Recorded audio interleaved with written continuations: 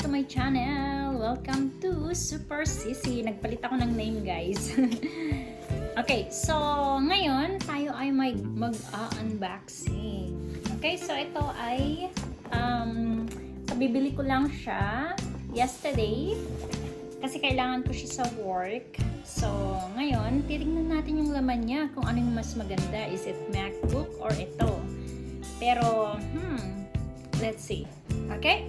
So, join me.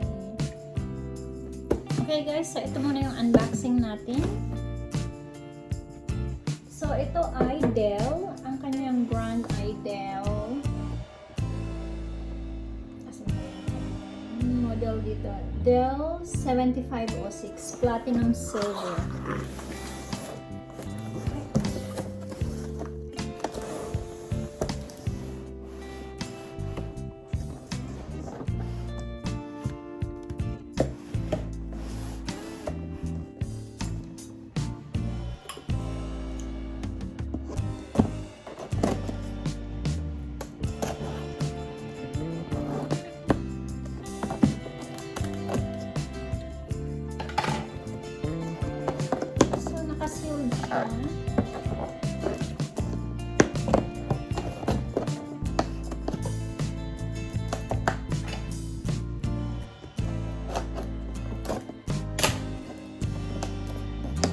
Grabe kasi yung box nila dito ay sobrang kapal.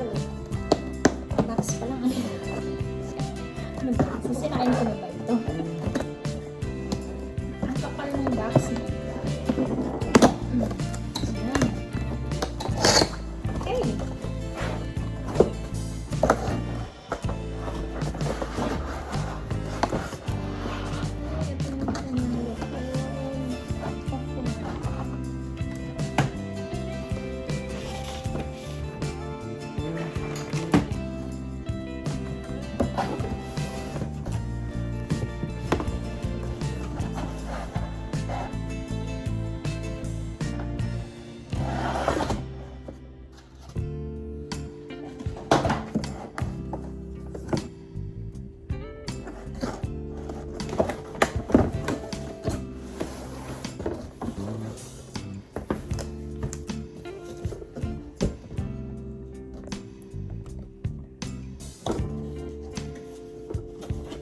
Then, meron siyang manual. Ayan yung kanyang cord.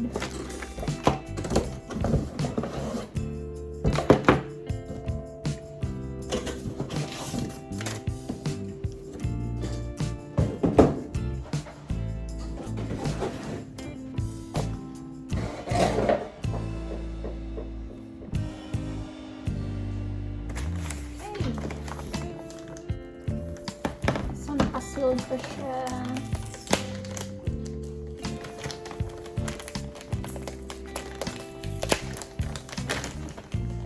Kuha sana ako ng MacBook kasi lang sobrang mahal. 2,000. So, worth of 100,000 pesos. Yung bagong model ngayon ng MacBook. Anyway, meron naman akong MacBook so it's okay. Konti lang naman yung difference niya dito. So, meron siyang charger. Ito yung kanyang charger. Tatlo yung butas niya.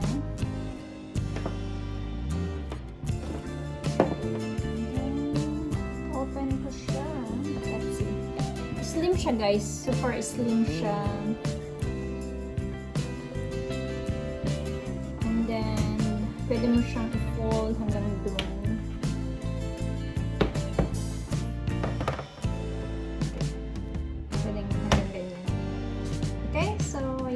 Kagandahan nito, pwede mo siyang i-flip over.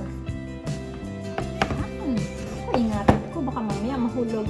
Ang pinaka-like ko dito ay napaka-slim niya at saka touch screen. So, asan yung power? Ito yung power niya. So, install ko muna siya.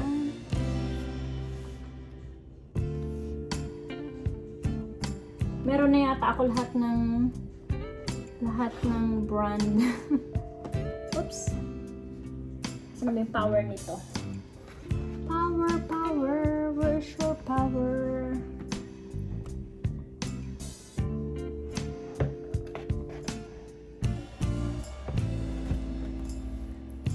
basahin ko yung kanyang manual. Baka mamaya mamali ako. Okay. Saan ba yung manual nito? Oh, ito nga. Ito yung power niya eh.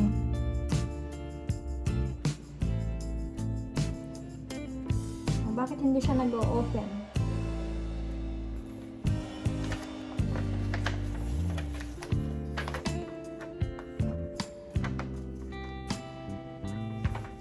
Charge ko, baka loaded.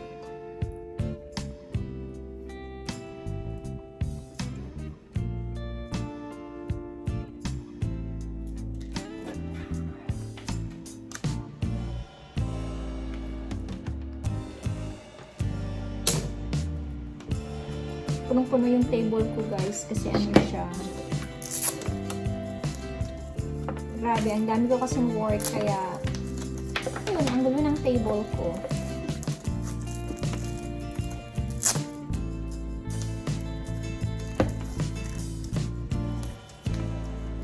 Dami ko kasing work kaya kailangan ko ng computer na mataas ang kanyang gigabyte.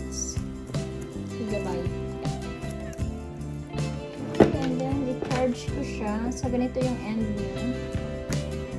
Okay, ito yung kanyang charger sa dulo. Okay, and then charge ko siya.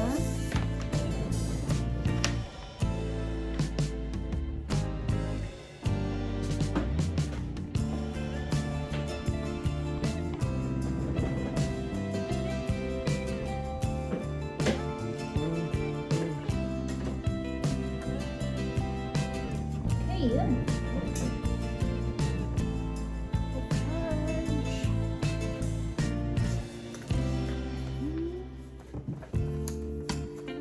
At saka ang maganda dito guys, dun sa pinakataas niya, dito sa part na ito, meron siyang off, meron siyang button dito na pwede mo siyang i-close and open yung camera. Kasi most of the time kapag nasa work ako, ano yun, during the meeting, pag may meeting kasi ako, bigla na lang siyang nag-on. Kaya, lalo na sa, ano yun, yung sa mga live. So, sometimes gusto ko siyang i-off. Okay, sana, oh yun, nag-open na. Yes, there you go, successful. Yan.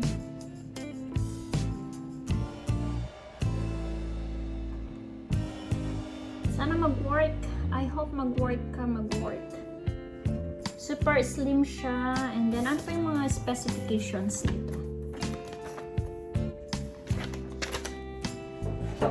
Okay, so, ang mga specifications nito ay 15.6 inches FHD, full HD touch, display with webcam. Okay. And then 12 GB memory, 512. Dito ko siya nakikita sa may dulo. Dito ko siya binabasa. So Windows 10 siya. And then meron siyang antivirus na 30 days. And then meron siyang wireless AX and Bluetooth, SD card reader, HDMI. Ano, meron siyang Thunderbolt. Waves, Max Audio Pro, backlit, keyboard, fingerprints reader. May warranty siya ng 1 year. Ano pa? 512 GB Intel. Okay. So, yan yung kanyang specifications. At saka ang pinakamaganda dito guys ay pwede kang mag-draw. Bumili na din ako ng pen just in case. Okay. So ito, isi-set up ko na siya muna ha. Set up ko muna siya and then let's see later.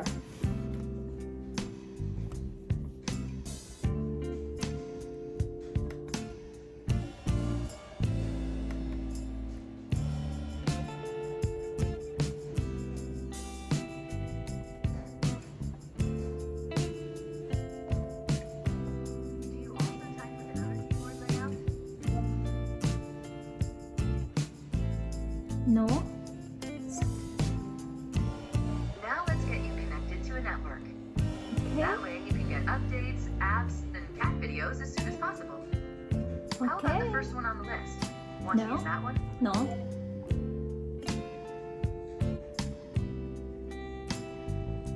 Second.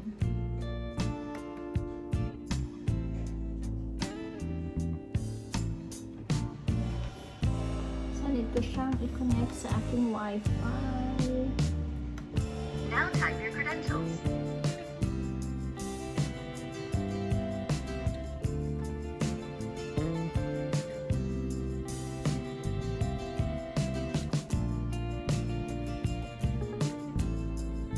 Mission accomplished.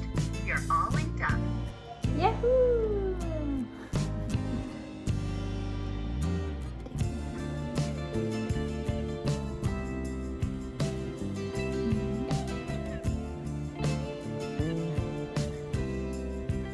Now we have some important setup to do. Okay.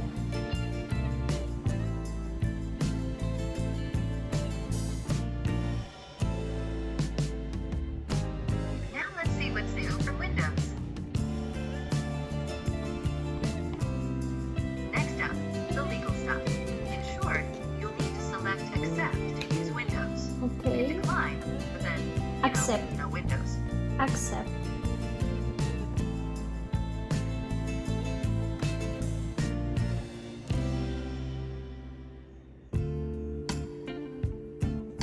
Type your email address or phone number, then follow the instructions to sign in.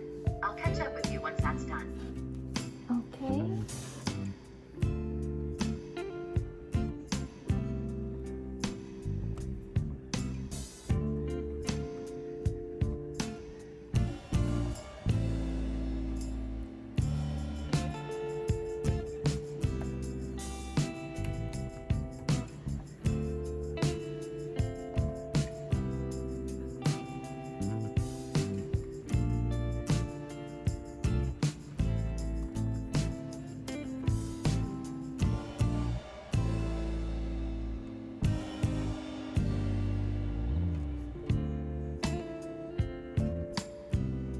Use Windows Hello to unlock your PC with just your fingerprint. It's not only faster, it's more secure than a password. Want Okay. to set that up now? So, gagamitin ko yung aking fingerprints para mag-set up ng password. Follow the instructions to teach your PC to read your fingerprints.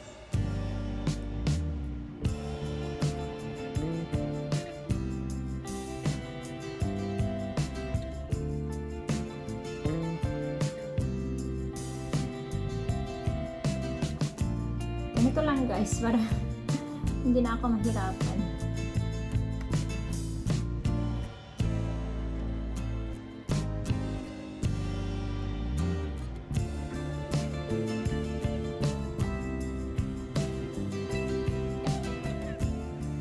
Want to set up a pin?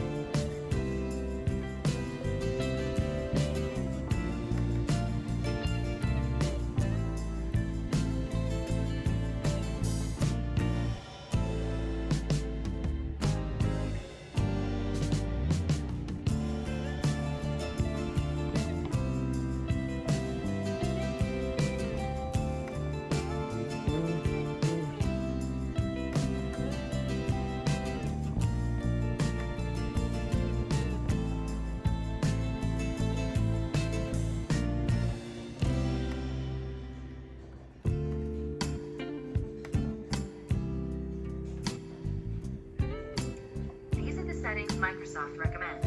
Go ahead and review them and select Accept when you're ready.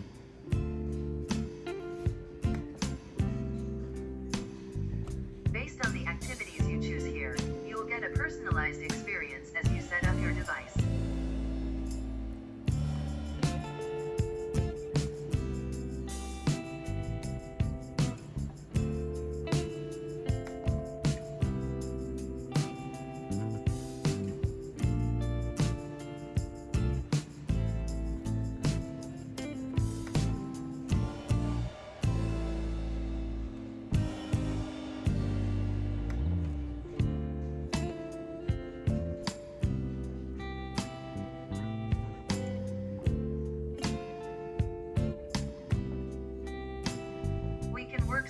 magic so you can use your Android phone from your PC, make calls, send text messages, use your mobile apps, and more.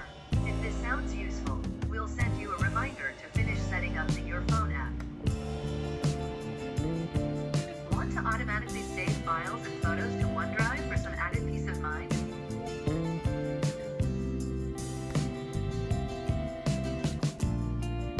Your PC comes with a free 1-month trial of Microsoft 365 Family. Should we get it ready for you to use?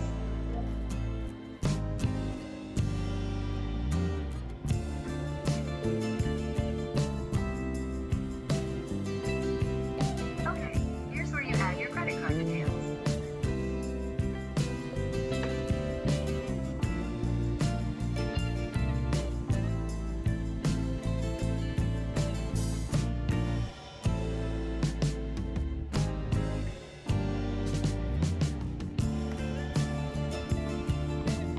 Your PC comes with a free 1-month trial of Microsoft 365 Family. Should we get it ready for you to use?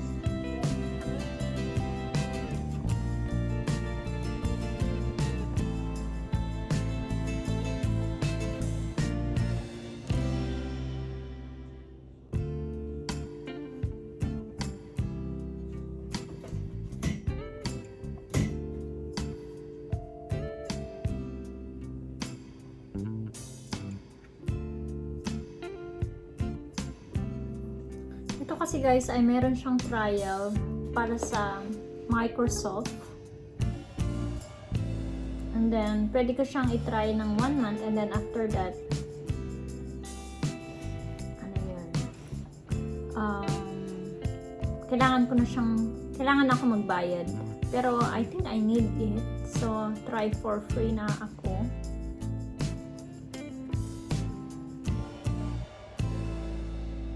Okay, here's where you add your credit card details.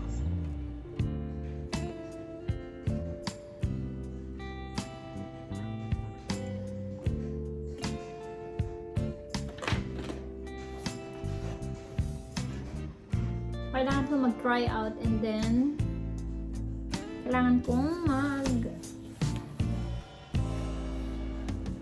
log in para sa aking Microsoft.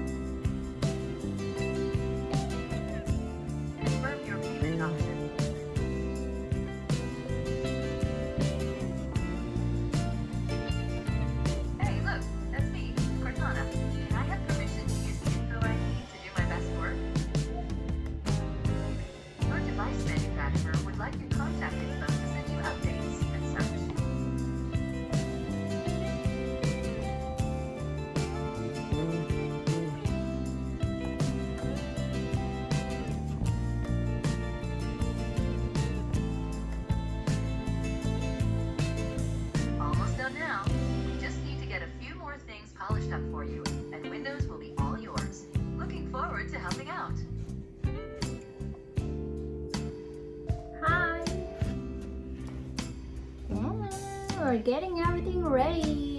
Look at that.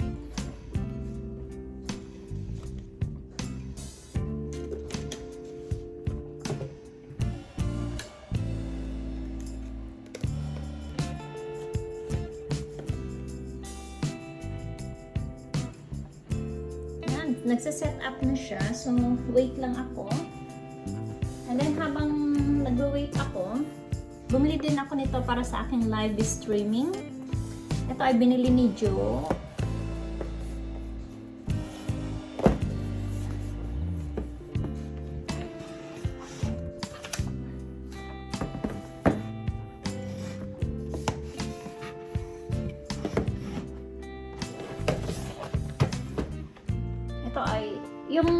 Ito kasi is 5 years na siya. Pero ay ano yun? Hindi pala siya 5 years. Yeah, 5 years na ito. Pero buhay pa din. Maingat kasi ako sa gamit ko kaya nagtatagal yung gamit ko.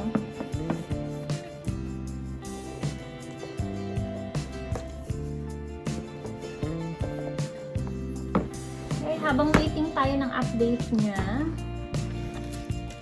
Ito naman ay set up ko siya. Oh, yun. Okay na, guys. Okay na. Okay na. Look at that. Ngayon, dito try natin yung cam.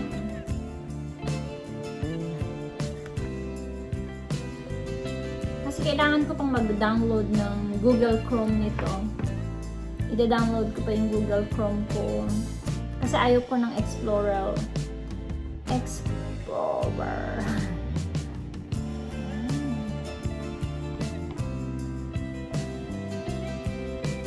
Okay na siya.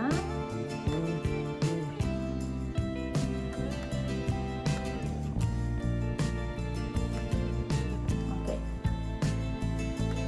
So, ngayon i-try natin yung camera niya, ha? Try natin.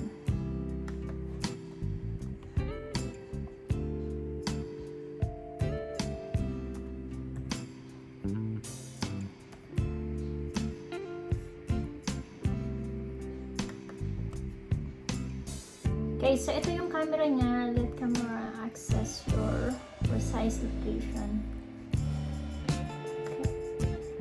Okay. So ito siya, guys. So if makikita mo siya, meron siya dito sa may taas niya na pwede mong i-off yung camera. Yan. So hindi ko na kailangan magtakip or maglagay ng tape. So i-click ko lang itong sa taas. Kaso lang hindi ko masyado gusto yung quality ng camera. So, kailangan ko talagang magpalit ng or maybe dahil lang sa light. Kasi, tingnan mo siya. Ayusin ko na lang siya mamaya. Kasi, parang siyang naka-filtered. Okay. So, yun. Okay. So, yan. Yan. Meron din ako nitong pen na ito para sa aking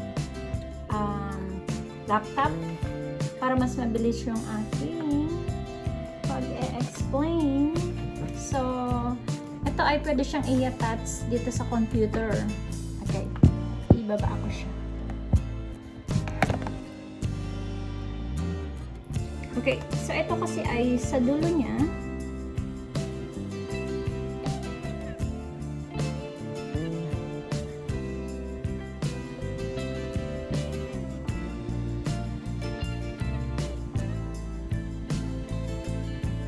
Okay.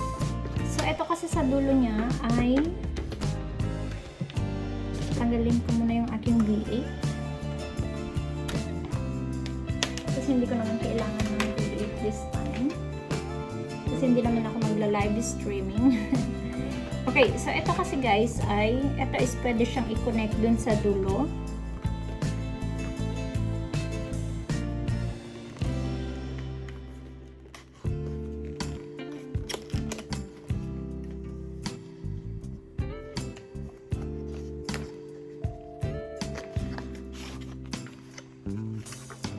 Ito, pwede ko siyang i-connect dito sa pen and then sa computer. So, gagawa ako ng another tutorial para dito.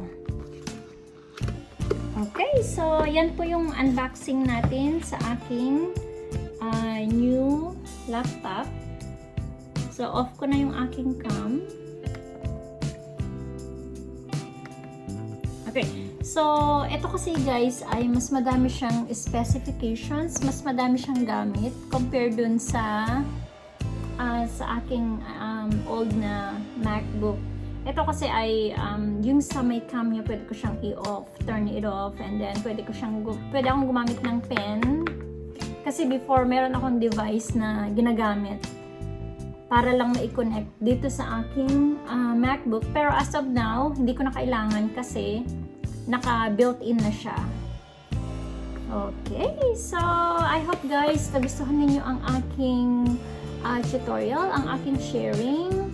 So, gagawa ako ng more videos para sa paano siya gamitin, and then ano yung mga being more specific and more on sa workplace ko talaga siya gagamitin. Okay, so till next time, thank you and see you. Bye bye. Don't forget to subscribe to my channel and ring that bell. Okay, bye bye.